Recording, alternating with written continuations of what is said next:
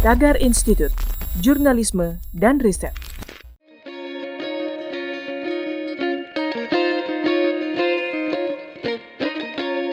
Halo Tagarians, para penonton Tagar TV dan juga pembaca Tagar ID, ketemu lagi sama saya Kori Olivia. Hari ini saya ingin membacakan profil pilihan redaktur Tagar tentang Presiden Indonesia ketiga, B.J. Habibie. Baharudin Yusuf Habibie lahir di Parepare, Sulawesi Selatan pada 25 Juni 1936. Ia adalah anak keempat dari 8 bersaudara, hasil dari pasangan Alwi Abdul Jalil Habibie dan R.A. Tuti Marini Puspo Wardoyo. Habibie menikah dengan Hasri Ainun pada 12 Mei 1962 dan dikaruniai 2 putra, yaitu Ilham Akbar dan Tariq Kemal. Habibie menjalankan masa kecilnya di Parepare, Sulawesi Selatan. Ia harus kehilangan bapaknya yang meninggal dunia pada 3 September 1950 akibat terkena serangan jantung. Tak lama setelah bapaknya meninggal, Habibie pindah ke Bandung, Jawa Barat, untuk menuntut ilmu di Government's Middlebury School. Di SMA, ia mulai menonjolkan prestasinya, terutama dalam pelajaran eksakta, dan ia pun menjadi sosok favorit di sekolahnya. Setelah tamat SMA tahun 1954, Habibie masuk Universitas Indonesia di Bandung, yang sekarang adalah ITB. Kemudian ia melanjutkan sekolahnya ke Technische Hochschule Jerman dan mendapat gelar diploma pada tahun 1960 dan gelar doktor dari tempat yang sama pada tahun 1965.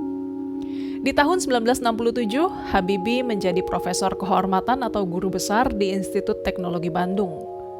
Sepanjang hidupnya, Habibie banyak dikagumi, tapi juga penuh kontroversi, sehingga ada juga pihak yang tidak sependapat dengannya.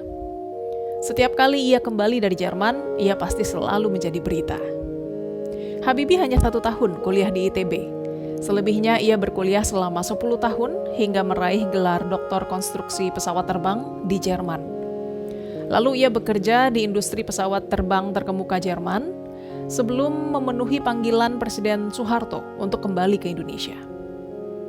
Setelah kembali menetap di Indonesia, Habibie selama 20 tahun menjabat sebagai Menteri Negara Ristek atau Kepala BPPT. Ia juga memimpin 10 perusahaan BUMN industri strategis. Kemudian ia dipilih MPR menjadi Wakil Presiden RI dan pada masa reformasi, ia disumpah oleh Ketua Mahkamah Agung menjadi Presiden RI, menggantikan Soeharto. Soeharto menyerahkan jabatan Presiden kepada Habibie berdasarkan Pasal 8 Undang-Undang Dasar 1945. Habibie menjadi Presiden RI sejak 21 Mei 1998 sampai 20 Oktober 1999. Hingga akhirnya Habibie dipaksa lengser akibat referendum Timor Timur yang memilih merdeka. Pidato pertanggungjawabannya ditolak oleh MPR RI. Setelah Habibie kembali menjadi warga negara biasa, ia pun hijrah bermukim ke Jerman bersama istrinya Ainun. Pada 22 Mei 2010, Habibie harus menerima kepergian istrinya untuk selamanya, dan ia pun membawa pulang jenazah istrinya dari Jerman ke Indonesia. 9 tahun kemudian, tepatnya 11 September 2019, Habibie menyusul kepergian istrinya. Habibie meninggal di RSPAD Gatot Subroto, Jakarta dalam usia 83 tahun.